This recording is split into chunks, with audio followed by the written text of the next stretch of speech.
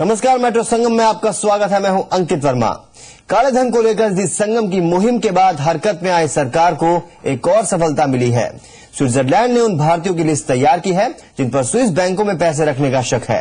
खबर है कि जल्द ही इस लिस्ट को भारत के साथ साझा किया जा सकता है।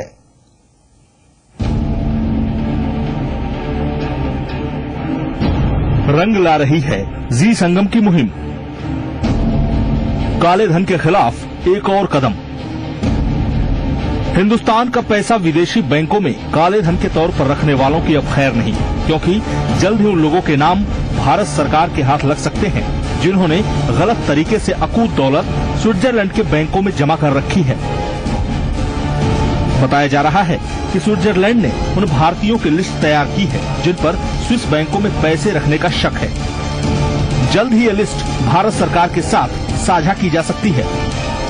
स्विट्जरलैंड के एक वरिष्ठ अधिकारी के मुताबिक स्विस सरकार भारत की नई सरकार के साथ काम करने को इच्छुक है, लिहाजा वो ब्लैक मनी पर भारत में गठित एसआईटी को हर संभव मदद मुहैया कराएगी। स्विस अधिकारी के मुताबिक लिस्ट में शामिल भारतीयों का नाम उस वक्त सामने आया जब स्विस अधिकारी अलग अलग बैंकों में रखे पैसों के असली मालिकों के छानबीन में लगे थे। अधिकारी का कहना है कि इन भारतीयों पर स्विस बैंकों में ट्रस्ट या दूसरे माध्यमों से काला धन रखने का शक है। हालांकि स्विस अधिकारी ने लिस्ट में शामिल भारतीयों के नाम और उनकी जमा रकम को उजागर करने से इनकार कर दिया। आपको बता दें कि इससे पहले स्विट्जरलैंड के स्विस बैंक ने दावा किया था कि इस साल स्विस बैंकों में भारतीयों का पैसा 40% तक बढ़ा है, यानी 14,000 करोड़ रुपए भारतीयों ने इन बैंकों में जमा कराए हैं। बहरहाल स्विट्जरलैंड की ओर से मिले ताजा संकेतों के बाद काले धन को लेकर गठित एसआईटी के लिए रास्ते आसान होते नजर आ रहे हैं। तो वहीं इसके जरिए बीजेपी का चुनावी वादा भी अपनी मंजिल की ओर पहुंचता दिख रहा है, जो बतौर पीएम उम्मीदवार नरेंद्र मोदी ने चुनावी रैलियों में किए थे। 100 करोड़ देश के नागरिक काला धन वापस लाने की मना नहीं करते।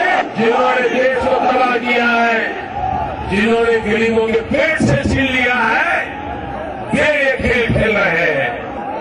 मैं आपको वादा करना, अगर नया कानून बनाना पड़ा तो नया कानून, दुनिया के किसी देश से संधि करनी पड़ी तो संधि करके, लेकिन हिंदुस्तान के लुटेरों ने जो पैसे बाहर रखे हैं वो पैसे मैं वापस ला करके छोड़ूंगा। चुनावी रैलियों में किए गए वादों पर अमल करते हुए जहां मोदी ने सरकार बनाने के बाद पहला काम काले धन पर एसआईटी गठित करने का किया था, वहीं अब इसके जरिए जारी कोशिशें भी रंग लाती दिख रही हैं। उम्मीद की जानी चाहिए कि स्विट्जरलैंड की ओर से दिखाया गया ताजा रुख आने वाले दिनों में काले धन के कुबेरों को बेनकाब करने में मददगार साबित होगा। ब्यूरो रिपोर्ट, जी संगम। स्विट्जरलैंड सरकार ने ऐसे संदिग्ध भारतीयों की सूची तैयार की है जिन्होंने काला धन स्विस बैंकों में जमा किया हुआ है और इसका ब्यौरा भारत सरकार के साथ साझा किया जाएगा। स्विट्जरलैंड सरकार के एक अधिकारी का बयान है कि वो भारत की नई सरकार के साथ नजदीकी से काम करने को तैयार है और काले धन पर बनाई गई एसआईटी को हर जरूरी सहयोग देंगे।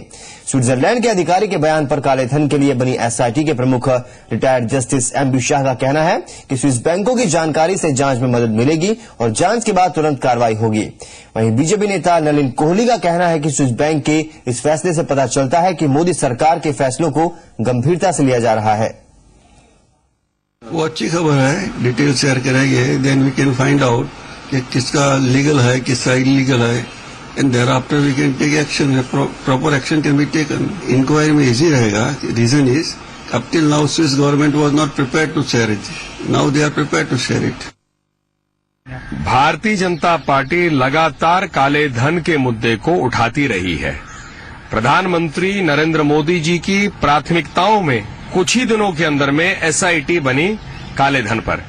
यह स्पष्ट करता है जो आज स्विट्जरलैंड से भी आ रहे हैं बयान कि भारत सरकार को गंभीरता से ले रहे हैं और भारत सरकार भी गंभीरता से इस पर कार्रवाई कर रही है।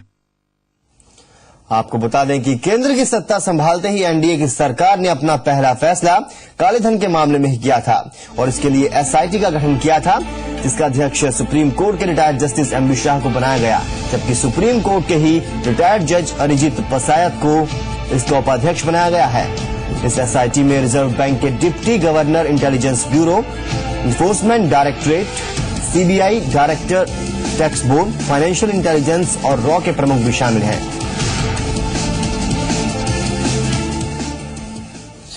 और उधर योग गुरु रामदेव का कहना है कि काले धन पर मोदी सरकार की पहल पर स्विट्जरलैंड की ओर से दिए गए संकेत शुभ लक्षण है। हालांकि इसके साथ ही रामदेव ने कहा कि काला धन सिर्फ स्विट्जरलैंड में नहीं बल्कि 70 यूरोपियन देशों में जमा है। काले धन की दिशा में मोदी जी ने एक अच्छी शुरुआत की है और स्विट्जरलैंड ने इस दिशा में कार्य प्रारंभ करने के संकेत भी दिए हैं। यह एक शुभ लक्षण है। काले धन को वापस लाने के लिए बहुत बड़े और कड़े कदम और भी उठाने पड़ेंगे, क्योंकि काला धन अकेले स्विट्जरलैंड में ही नहीं है। ये काला धन 70 से ज्यादा देशों में है कि ब्लैक मनी का अधिकांश उपयोग यूरोपियन देश, उसमें भी खुद ब्रिटेन और अमेरिका ब्लैक मनी का सबसे ज्यादा इस्तेमाल कर रहा है। और मोइन कुरैशी हवाला मामले में इनकम टैक्स विभाग का शिकंजा और कस गया है। अब आईटी विभाग खाड़ी और यूरोपीय देशों में मोइन कुरैशी के लिंक्स की जानकारी जुटाने की कोशिश कर रही है।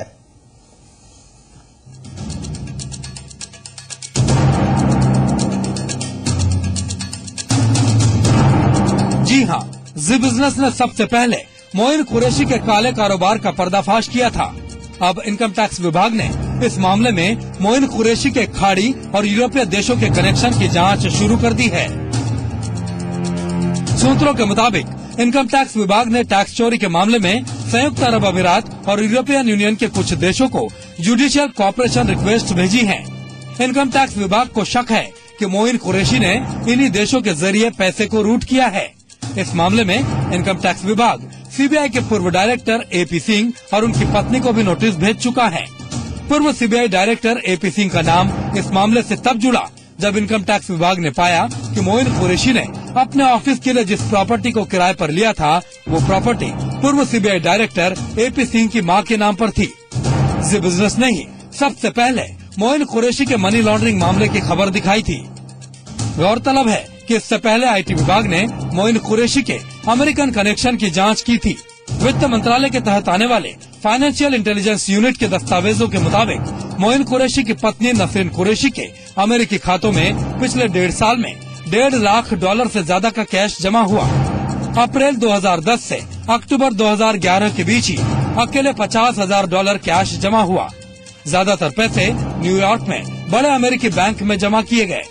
नसरीन के खातों में कुल 30 से ज्यादा बार कैश डिपॉजिट हुआ। इनकम टैक्स विभाग को मोइन कुरैशी की दोनों बेटियों परनिया और सिल्विया के भी विदेशी बैंकों में कैश ट्रांजैक्शन का पता चला है। इनकम टैक्स विभाग के पास परनिया और सिल्विया के बैंक ट्रांजैक्शन की डिटेल्स हैं, जिसमें साल 2011 में करीब $70,000 का ट्रांजैक्शन किया गया। एफआईयू इन सारे ट्रांजैक्शन की जांच कर रहा है।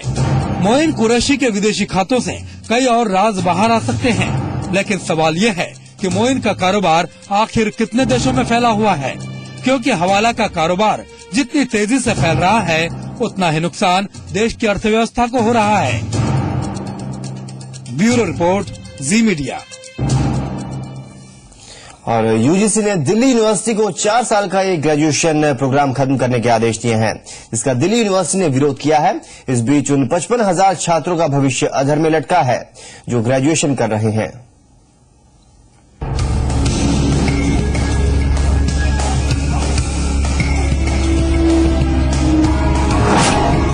दिल्ली में 55,000 छात्रों का क्या होगा?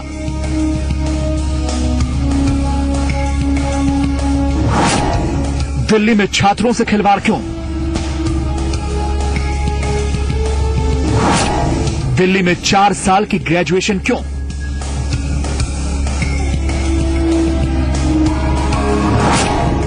ईयू और यूजीसी में भिड़ंत क्यों?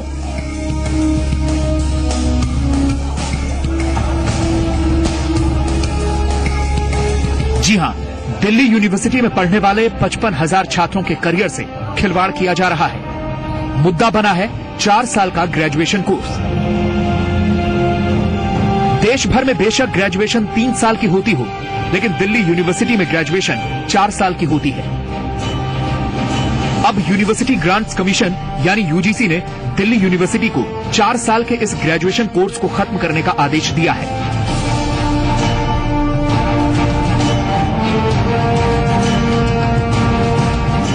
यूजीसी ने FIUP को नेशनल पॉलिसी ऑफ एजुकेशन का उल्लंघन बताया है। National policy of education 10+2+3 pattern का पालन करती है। DU को नए स्टूडेंट्स को 3 साल के ग्रेजुएशन कोर्स में एडमिट करने को कहा गया है। पिछले साल एडमिट हुए स्टूडेंट्स को 3 साल में कोर्स खत्म करने को कहा गया है। पिछले साल दिल्ली यूनिवर्सिटी के अलग अलग कॉलेजों में कुल 55,000 छात्र FIUP में रजिस्टर्ड हैं और इन छात्रों ने 1 साल तक सिर्फ फाउंडेशन कोर्स की ही पढ़ाई की है।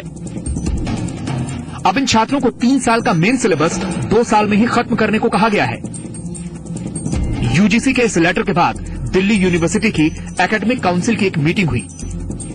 इस बैठक में यूजीसी के इस आदेश को लागू नहीं करने का फैसला हुआ। बैठक में यूजीसी से दोबारा इस पत्र पर विचार करने को कहा गया।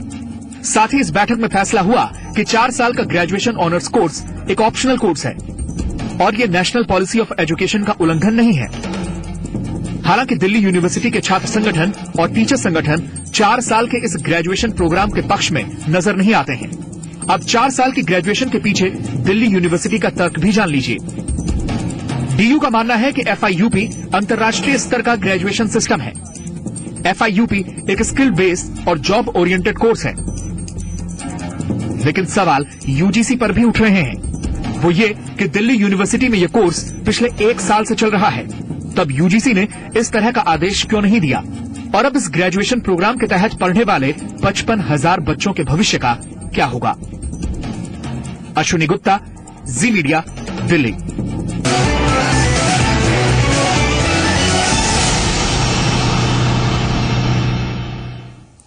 मुंबई में टेनिस खिलाड़ी लिएंडर पेस के खिलाफ उनकी लिव इन पार्टनर रिया पिल्ले ने मेट्रोपॉलिटन कोर्ट में घरेलू हिंसा और उत्पीड़न का केस दर्ज कराया है।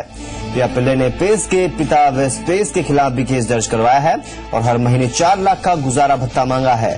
केस 21 जून को दर्ज कराया गया था, जिसकी सुनवाई मुंबई के मेट्रोपॉलिटन कोर्ट में 30 जून को हो सकती है। 8 साल की बच्ची की कस्टडी को लेकर पहले से पेस और रिया पिल्ले के बीच विवाद चल रहा है। पेस के पिता पर रिया और उनकी बेटी को क्वार्टर रोड स्थित घर में घुसने से रोकने से का आरोप है।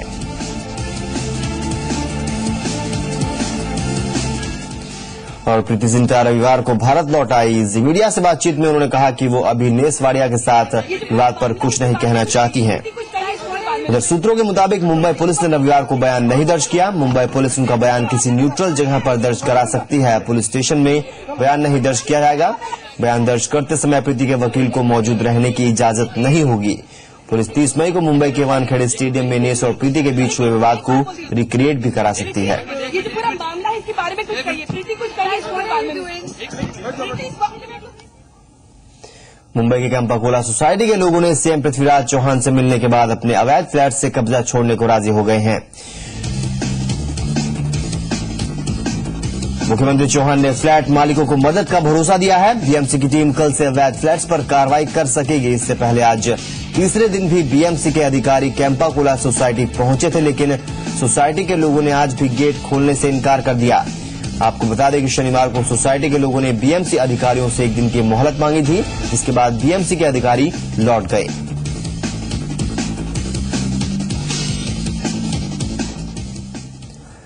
नोएडा में फ्लैट बायर्स एसोसिएशन ने रैली निकालकर बिल्डरों के खिलाफ प्रदर्शन किया। साथ ही सिटी मजिस्ट्रेट को प्रधानमंत्री के नाम से ज्ञापन दिया। फ्लैट बायर्स एसोसिएशन ने उन बिल्डरों के खिलाफ मुकदमा दर्ज करने की मांग की है जो कि फ्लैट का प्रदर्शन समय पर नहीं देते हैं।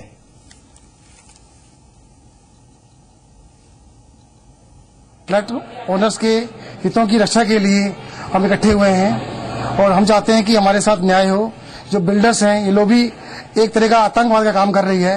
एक तरह के जिसे किडनैपिंग जिसे कहते हैं अपहरण, एक अपहरण करके मांग की जाती है पैसे की। अथॉरिटी वाले परेशान कर रहे हैं, उधर से डिमांड कर रहे हैं, उधर से हम लोगों को ईएमआई देनी पड़ रही है, उधर किराया देना पड़ रहा है हम लोगों को।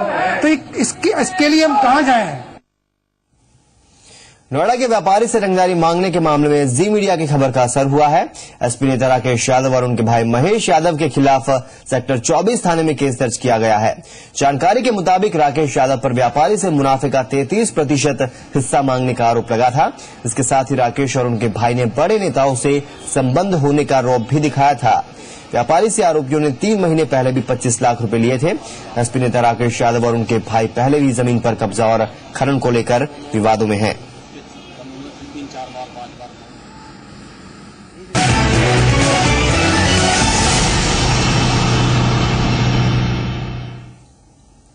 वीजा इंसानों का लगता है, कहानियों का नहीं। खुशी, गम, आंसू और मुस्कान आज भी पासपोर्ट की मोहर से आजाद है। चलिए जी के देखें वो जिंदगी जो सरहद के दोनों तरफ आजाद है। जिंदगी पर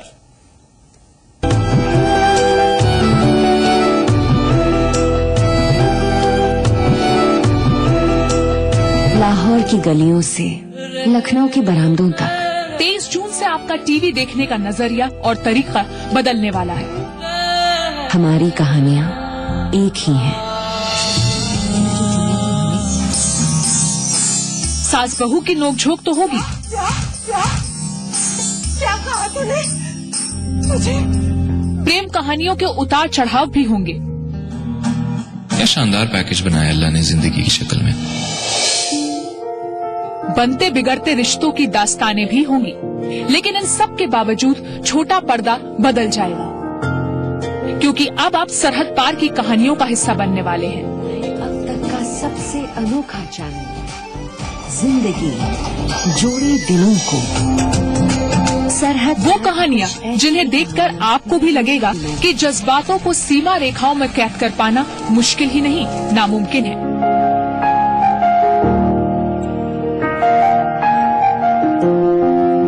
दर्शकों का बेहतरीन मनोरंजन करना जी नेटवर्क का हमेशा से मकसद रहा है, और इसी कोशिश की ताजा पहल है जिंदगी, वो चैनल जिस पर आप देखेंगे पाकिस्तान के कई पॉपुलर शोज।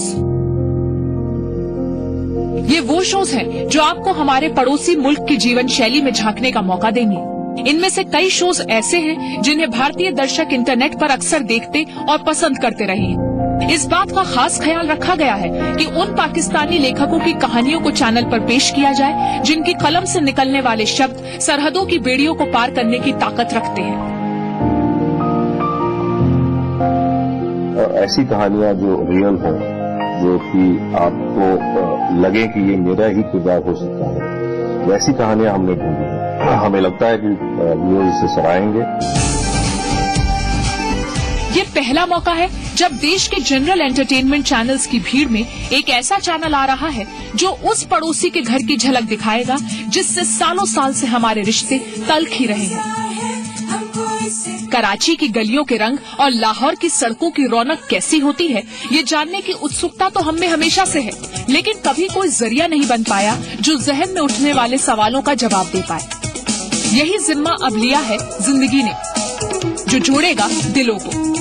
जी का नया एंटरटेनमेंट चैनल जिंदगी आपके घर आने को तैयार है। जिंदगी जोड़े दिलों को। ताज्जुब की बात यह है कि पाकिस्तान में बॉलीवुड फिल्मों और टेलीविजन शोज का जबरदस्त क्रेज है, और अब 24 घंटे के चैनल पर दिखाए जाने वाले पाकिस्तानी कंटेंट से कुछ वैसा ही क्रेज वहां के स्टार्स और उनके काम के लिए हिंदुस्तान में भी होगा। जिंदगी की बस यही कोशिश है। शुरुआत में जिंदगी पर आप देखेंगे पाकिस्तान के 4 बड़े शोज।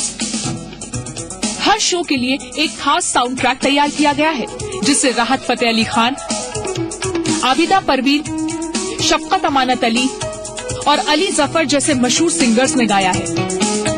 चलिए अब इस रात से भी पर्दा उठा देते हैं कि वो सीरियल्स कौन से हैं। जिंदगी गुलजार है। जिंदगी गुलजार है को डायरेक्ट किया है सुल्ताना सिद्दीकी ने, जो पाकिस्तान की पहली महिला निर्माता निर्देशक हैं, जिनका अपना टीवी चैनल है। ये सीरियल कशफ मुर्तजा और जारून जुनैद की प्रेम कहानी पर आधारित है, और मुख्य भूमिका निभा रहे हैं पाकिस्तान के बेहद पॉपुलर एक्टर्स सनम सईद और फवद खान।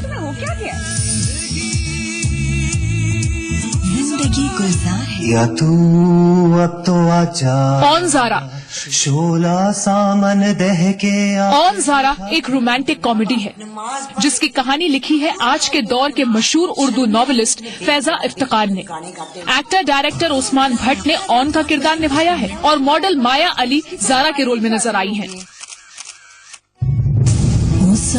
काश में तेरी बेटी न होती। आसमां पे ये सीरियल पाकिस्तान के एक बेहद गरीब परिवार और उनकी रोजाना की दिक्कतों के इर्द गिर्द घूमता है। पॉपुलर पाकिस्तानी एक्ट्रेस फातिमा अफेंडी इस सीरियल में मुख्य भूमिका निभा रही हैं। कि दुनिया की साजिश से हो न जाने जिस्मानी जंग दिया, उसी ने जानकर बूझकर धोखा दिया। काश मैं तेरी बेटी न होती। कितनी गिरहें बाकी हैं, यानी कि गांठें खोल देंगी। ये एक एपिसोडिक सीरीज है जिसका हर एपिसोड किसी रियल लाइफ इंसिडेंट पर बेस्ड है, जो पाकिस्तानी महिलाओं की जिंदगी और उसमें होने वाली तमाम घटनाओं को दर्शाते हैं। इन कहानियों के साथ नई नजर और नजरिए से देखिए औरतों की जिंदगी कितनी गिरह बाकी है। इंसान सोचता क्या है और क्या हो जाता है। चंद महीने बाद फिर मिलने का वादा करने वालों को ये नहीं पता था कि अब वो कभी अपने प्यारों को देख नहीं पाएंगे। हवा को किसने रोका पर जिंदगी पर दर्शक फिलहाल पाकिस्तानी टीवी कंटेंट ही देखेंगे। जिंदगी पड़ोसियों की खुसर फुसर मीठी सी जिंदगी है, लेकिन आने वाले समय में चैनल की योजना और देशों के शोज को भी टेलीकास्ट करने की है। वसुधैव कुटुंबकम, the world is my family की विचारधारा को जीते हुए जी का ये कदम काबिल तारीफ है। अदिति अवस्थी, जी मीडिया।